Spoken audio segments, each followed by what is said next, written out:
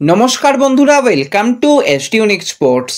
বন্ধুরা, এই ভিডিওতে আমরা কথা বলবো কিছু ফুটবল আপডেট নিয়ে, যেখানে বাংলা 3 প্রধানকে নিয়ে আপডেট শেয়ার করা রয়েছে। মোহামেডানকে নিয়ে কিন্তু একটা খারাপ সংবাদ রয়েছে, তার সাথে সাথে কিছু ফুটবল আপডেট আর কিছু কন্ট্রাক্ট আপডেট রয়েছে, সেগুলো নিয়েও কিন্তু আমরা আলোচনা করে নেব এই ভিডিওতে। খুবই ইন্টারেস্টিং একটা ভিডিও হবে, শুরু থেকে শেষ পর্যন্ত তাই দেখো। আর ভিডিও ভালো লাগলে সকলে একটু লাইক শেয়ার করে দিও। আর যারা চ্যানেলে প্রথমবারের জন্য এসেছো, মনে করে চ্যানেলটাকে সাবস্ক্রাইব করে তার পাশের বেল আইকনটাকে অন করে রেখো, তাহলে তোমাদের প্রিয় দলের খেলার সমস্ত আপডেট তোমরা এখানে পেয়ে যাবে। তো চলো আর দেরি না করে ভিডিও শুরু করা যাক। তো প্রথমে যদি শুরু করা যায় মোহনবাগানকে নিয়ে, তো মোহনবাগানের অন্যতম এবারে সেরা সাইনিং জ্যামি ম্যাকলারেন, তার কবে মাঠে নামবে সেই অপেক্ষায় কিন্তু রয়েছে সকল সবুজ মেরুন সমর্থকেরা। তো রীতিমতন কিন্তু জেমি ম্যাকলারেন প্র্যাকটিস শুরু করে দিলেও এখনও পর্যন্ত তার সেরা ছন্দে সে আসতে পারছে না। এখনও তার ঘাড়ে হালকা যে ইনজুরি রয়েছে সেটা বোঝা যাচ্ছে, কিন্তু সুখবর এটাই, আস্তে আস্তে বল পায়ে অনুশীলন শুরু করছে। মেন টিমের সঙ্গে অনুশীলন করতে এখনও কিছুটা সময় লাগবে। প্রথম ম্যাচে তাকে পাওয়া যাবে কিনা সেটা এখনই বলা যাচ্ছে না। যদি একদম এই কয়েকটা দিনের মধ্যে রিকভারি হয়ে যায় তো খুবই ভালো, তা না হলে কিন্তু প্রথম ম্যাচেও তাকে না দেখার সম্ভাবনা রয়েছে। বড় সিজন, তাকে প্রথম ম্যাচে যদি রিস্ক নিয়ে নামানো হয় তো সেক্ষেত্রে ইনজুরি বেড়ে যেতে পারে। তো ডাক্তারের পরামর্শ মেনেই কিন্তু পুরোপুরি সিদ্ধান্ত নিতে চাইছে জেমি ম্যাকলারেনকে নিয়ে কোচ মলিনা।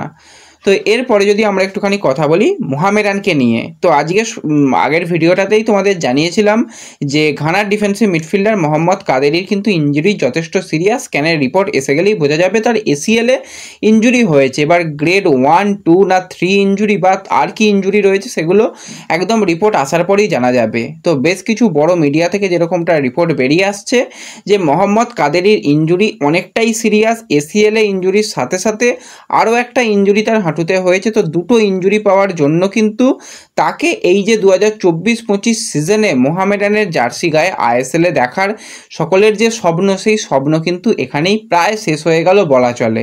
কারণ তার যেটা ইঞ্জুরি হয়েছে সেখানে কিন্তু রীতিমতন সার্জারি করতে হবে এবং তার এই সিজনটা আর মাঠে নামা হবে না। তারপর রিহ্যাব করতে করতে অনেকটা সময় লেগে যাবে। তোমরা সকলেই জানো যে এসিএল ইঞ্জুরি হলে 9 থেকে 10 মাস সময় লেগে যায়, তার উপরেও আর একটা ইঞ্জুরি। তো এই ইঞ্জুরিটা হলো কেন? ইঞ্জুরি হয়েছে প্রধানত যেটা ব্যাপার সেটা হচ্ছে মোহামেডানের যেটা ঘরের মাঠ রয়েছে সেই মাঠেই প্র্যাকটিস চলাকালীন তার মাটিতে পাটা একটু ভুলভাল পড়ার জন্যই হয়েছে। মাঠের কন্ডিশন খুব একটা ভালো নয়, সেই কারণেই কিন্তু এরকমটা হয়েছে। আরও কিছু প্লেয়ারের ইঞ্জুরি হলো, সেগুলো অতটাও সিরিয়াস নয়। তো সত্যি কথা বলতে ভাই, এই প্লেয়ারটার দিকে আমারও প্রচুর নজর ছিল। যেদিন থেকে শোনা গিয়েছিল যে এই প্লেয়ার আসছে তখন থেকে তোমাদের জানিয়েছিলাম যে একজন দানবীয় ডিফেন্ডার, কারণ তার যা বডি স্ট্রাকচার, একটা প্রদর্শনী ম্যাচে নেবেই কিন্তু সে গোল করেছিল এবং ডিফেন্সের সাথে সাথে মাঝ মাঠে পুরো খেলাটা কন্ট্রোল করতে পারতো কাদেরই। তার যেটা বডি স্ট্রাকচার দুর্দান্ত ছিল, উচ্চতা ভালো, বল কন্ট্রোল ভালো এবং বেশ কিছু টপ ডিভিশন লিগে তার খেলার অভিজ্ঞতা রয়েছে। তো অনেক বাছাই করে কিন্তু চায়নিসব এরকম একজন প্লেয়ারকে নিয়ে এসেছিল, কিন্তু কিছু করার নেই, ইঞ্জুরি তো আসতেই পারে সিজনের মধ্যে। গত সিজনেও আমরা দেখেছিলাম জর্ডান এলসের ইঞ্জুরির পর তাকে আইএসএলে পাওয়া যায়নি। তো সেইভাবেও কাদেরির এই ইঞ্জুরিটা কিন্তু যথেষ্ট পরিমাণে চিন্তা বাড়াচ্ছে মোহামেডানের জন্য। এবং প্রথম ম্যাচ 16 তারিখে রয়েছে নর্থ ইস্টের সঙ্গে, তার আগে রিপ্লেসমেন্ট প্লেয়ার পাওয়াও যাবে কিনা সেই দিকেও কিন্তু চেষ্টা চালাতে শুরু করে দিয়েছে মোহামেডান। আজ থেকেই বলতে গেলে ফ্রি প্লেয়ারদের সঙ্গে কথাবার্তাও শুরু করতে চাইছে, কারণ একটুও সময় নষ্ট নয়। একজন যে প্লেয়ার আসবে তাকে এসেও প্রি সিজন করতে হবে, দলের সঙ্গে সিচুয়েশন প্র্যাকটিস করতে হবে, আস্তে আস্তে সেট হলে তাকেও কিন্তু অন্তত 20 দিন সময় দিতে হবে, তবে সে সেট হতে পারবে। তো যত দেরি করা হবে ততই কিন্তু সমস্যা বাড়বে। আর প্রথম দিকের কয়েকটা ম্যাচে কিন্তু মোহামেডানকে 5 জন বিদেশিকে নিয়েই খেলতে হবে। তো সেক্ষেত্রে সমস্ত পরিকল্পনা মোহামেডানের পরিবর্তন হবে। তো পরে কিন্তু সেই সমস্ত নিয়ে আলোচনা করা যাবে। এটা কিন্তু একটা বড় ধাক্কা হলো ভাই মোহামেডানের জন্য। তো মোহামেডান সমর্থকরা কতটা কাদেরিকে মিস করবে অবশ্যই একটু কমেন্টে জানিও। তো এরপরে যদি আমরা কথা বলি একটুখানি ইস্টবেঙ্গলকে নিয়ে, তো ইস্টবেঙ্গল কিন্তু অফিসিয়ালি কমলজিৎকে ছেড়ে দিয়েছে, থ্যাংক ইউ পোস্ট এসে গেছে। সার্থক গলুইয়েরও থ্যাংক ইউ পোস্ট এসে গেছে। এছাড়া অভিষেক কুঞ্জম সেও দল ছেড়ে দিয়েছে, তোমাদের জানিয়ে দিয়েছিলাম। তার সাথে সাথে ভিপি সুয়েরকে নিয়েও কিন্তু খুব একটা পরিকল্পনা নেই ইস্টবেঙ্গল ম্যানেজমেন্টের। সিনিয়র দলের সঙ্গে কিন্তু ভিপি সুয়েরকে প্র্যাকটিস করতেও দেখা যাচ্ছে না। এমনকি সিএফএল এর দলে ভিপি সুয়ের থাকলেও কিন্তু বর্তমানে আর তাকে দেখতে পাওয়া যাচ্ছে না।